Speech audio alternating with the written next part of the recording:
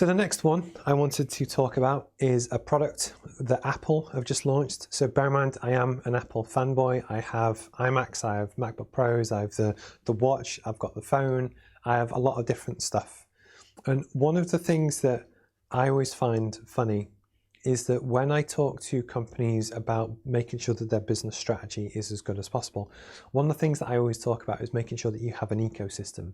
So it's always great to have one hero product, which for Apple is actually the iPhone. The number of iPhones that they sell is just ridiculous.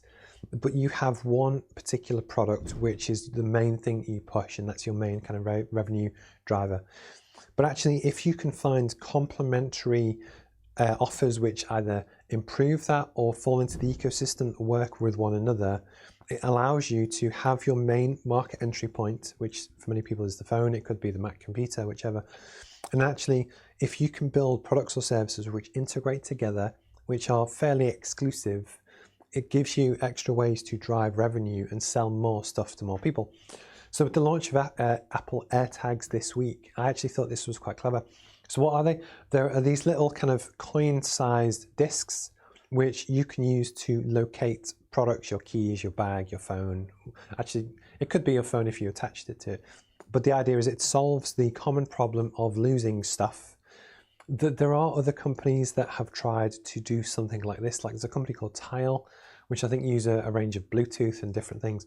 And Apple with this, what they're doing is actually using their mobile network, everyone else's iPhone, the data, so that actually if you have your AirTag on your keys and you leave the keys on a bus, both in terms of a large area, and you can actually, there's an app on your phone which has been there for years to help track to a general location how to find, so you might find within 50 square meters of where your keys are.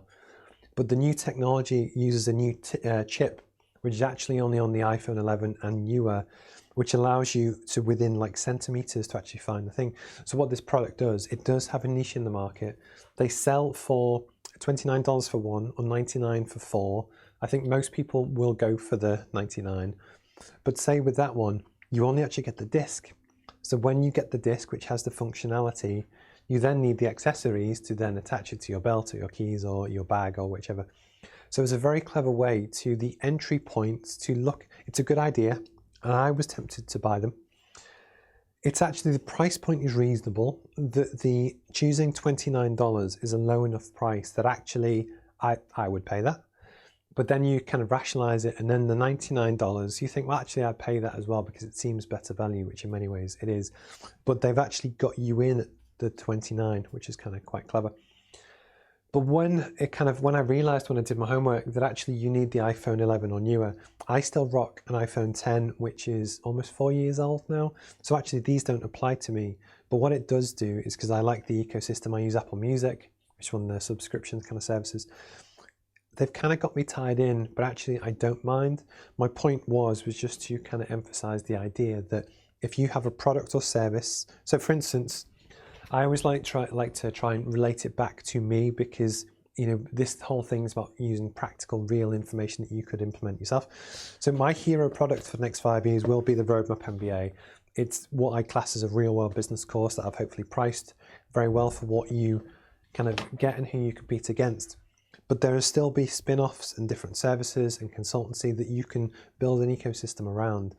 But my point is, I just wanted to explain the way that you can also do that for yourself. So if you're a copywriter, you might have one service that is your core product, but actually what other pain points do your customers have that you could solve?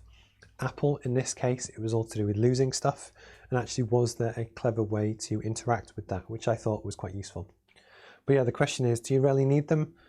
Probably not, but regardless.